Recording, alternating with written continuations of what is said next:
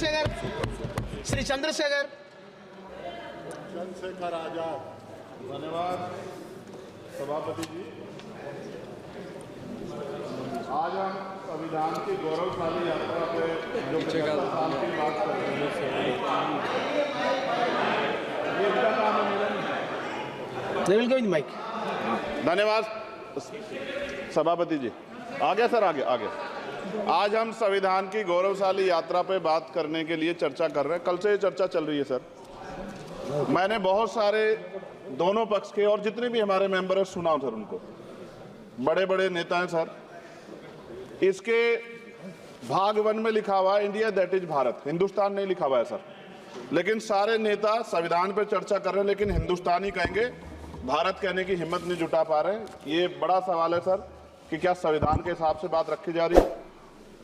मैं धन्यवाद दूंगा फूले साहू बाबा साहब अम्बेडकर को और मेरे नेता मान्यवर साहब श्री काशीराम को।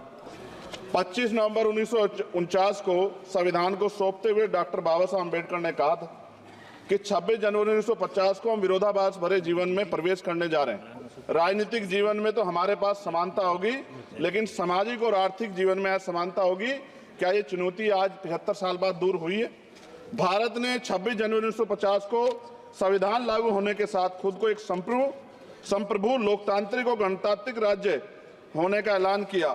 लेकिन सर उस समय संविधान की स्थिति ये थी कि जैसे गांव का कोई आदमी, मैं 50 की बात कर रहा हूं, वो 50 साल पहले शहर में आ जाता और बड़े लोगों की महफिल में चला जाता, उस जहां वो खाना खा रहे हो, और वो टेबल पे नैपकिन को खा के जो है ये कहता कि ये तो फीका, क्योंकि वो जानता ही नहीं था, वो समझता नहीं था संविधान को, संविधान है क्या। संविधान उसके लिए महज दस्तावेज था। ये जिम्मेदारी थी राजनीतिक दलों पे कि वो संविधान को व्यवहार में लेके आते। और इसके इतने सारे आर्टिकल हैं, अगर इनको व्यवहार में लाया जाता तो मुझे लगता कि आज देश बहुत बदल गया होता। बाबा साहब ने कहा था कि लोकतंत्र भारतीय भूमि का केवल ऊपरी पोशाक है, उनके अनुसार यहाँ की संस्कृति अनिवार्य तौर पर लोकतांत्रिक है।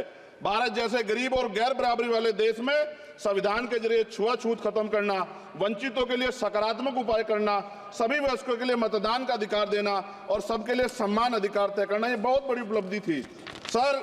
ये संविधान है कि आप वहां बैठे हैं और मैं यहाँ खड़ा होकर अपनी बात रख रहा हूं, और इस देश में आदिवासी महिला के तौर पे जो है राष्ट्रपति बनी है, और प्राइम मिनिस्टर तो नहीं बना, लेकिन शेड्यूल कास्ट के बड़े नेताओं को भी जो है राष्ट्रपति बनने का मौका मिला। इस संविधान की देन, अगर वोट हम पे नहीं होता तो शायद अमीर और जो राजा महाराजा खुद को मानते हैं हमारी गलियों तक नहीं आ पाते, हमारे हाल नहीं जान पाते।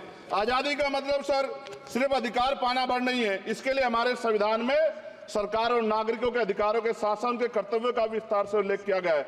बाबा साहब ने संविधान सभा में दिए गए भाषण में कहा था कि स्वतंत्रता आनंद का विषय है, पर अब हमें अपनी जिम्मेदारियों पर भी ध्यान देना होगा।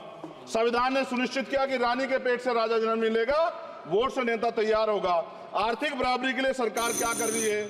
गरीब और गरीब हो रहा है और अमीर और अमीर हो रहा है। सुबह उठते कहीं बम की धमकी मिलती, कहीं दंगे की।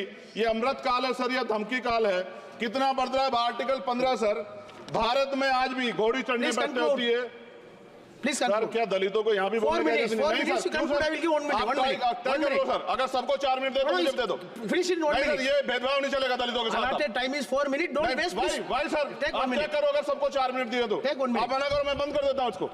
क्या दलितों को सबसे आखिरी में नंबर मिलेगा और बोलने का मौका मिलेगा? क्या मजाक कर रहे हैं सर आप? नो, ये all independent people are having only 4 minutes. You take sir. Independent में अपनी पार्टी का मेंबर हूँ सर, और जीत के आया हूँ सर, किसी की दया में नहीं आया।